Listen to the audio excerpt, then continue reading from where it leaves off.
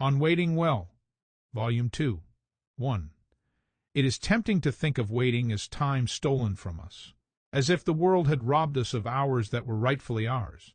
We mutter, I could be doing something else right now, but what if waiting is not theft but gift?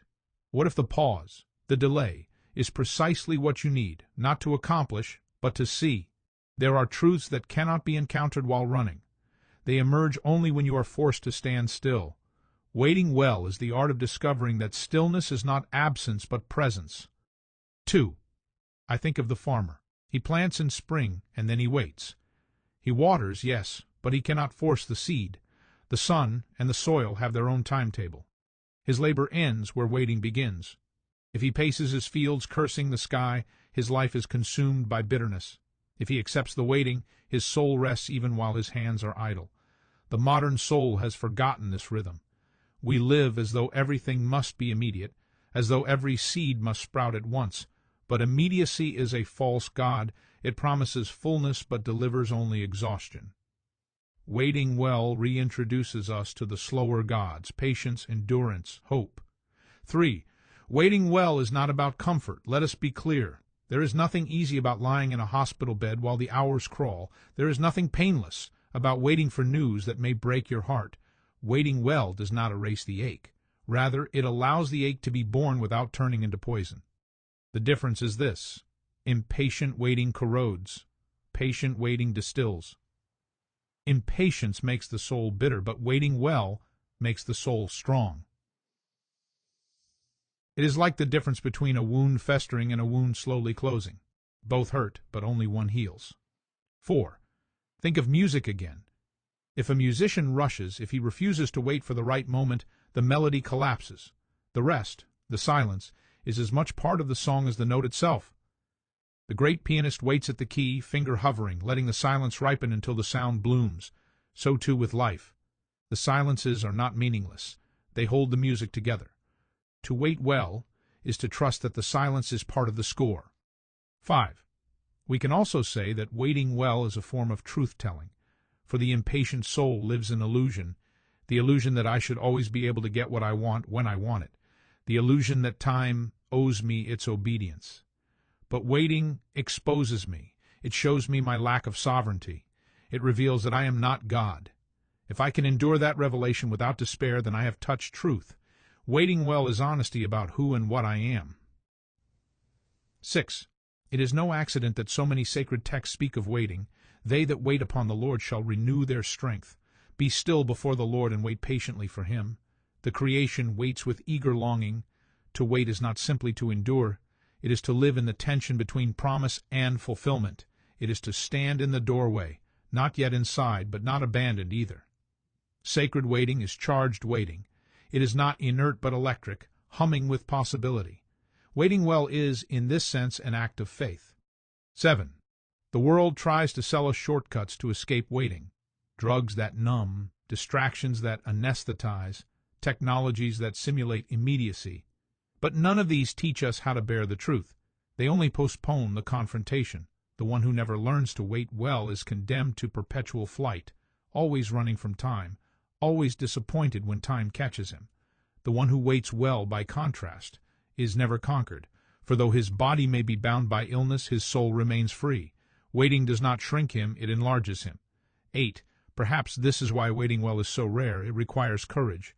To wait well is to stand in the open, unshielded, exposed to the uncertainty of what comes next.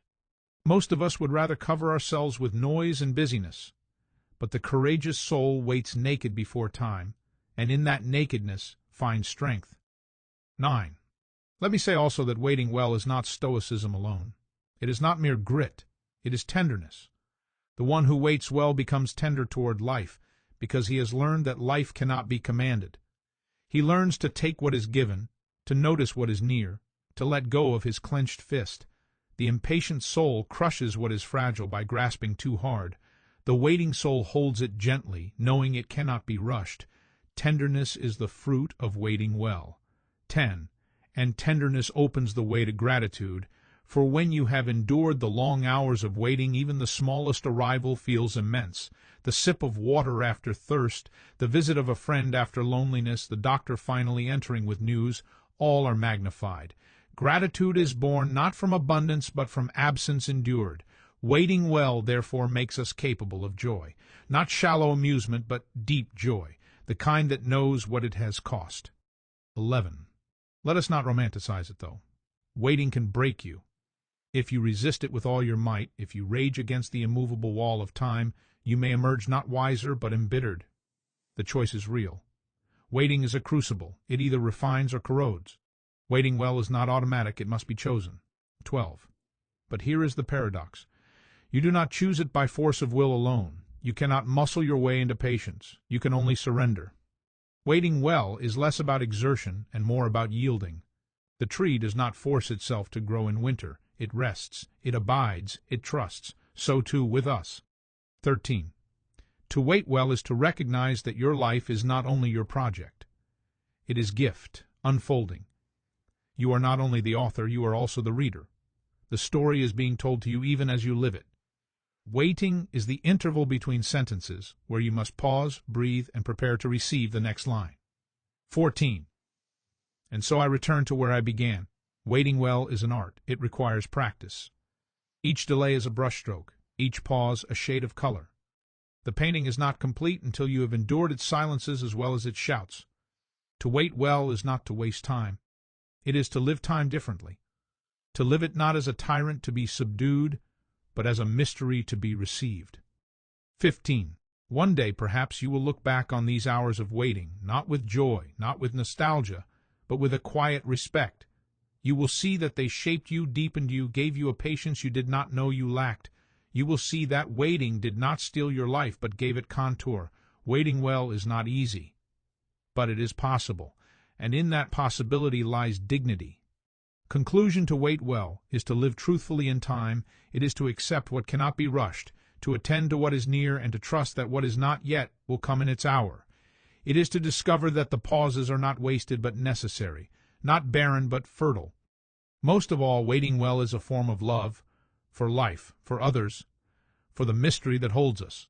And if you can learn it, there, in the still corridors, in the long hospital nights, in the unfulfilled promises of friends, you will find that waiting is not merely what you endure, it is what teaches you to endure. This is the art, this is the wisdom, this is the dignity of waiting well.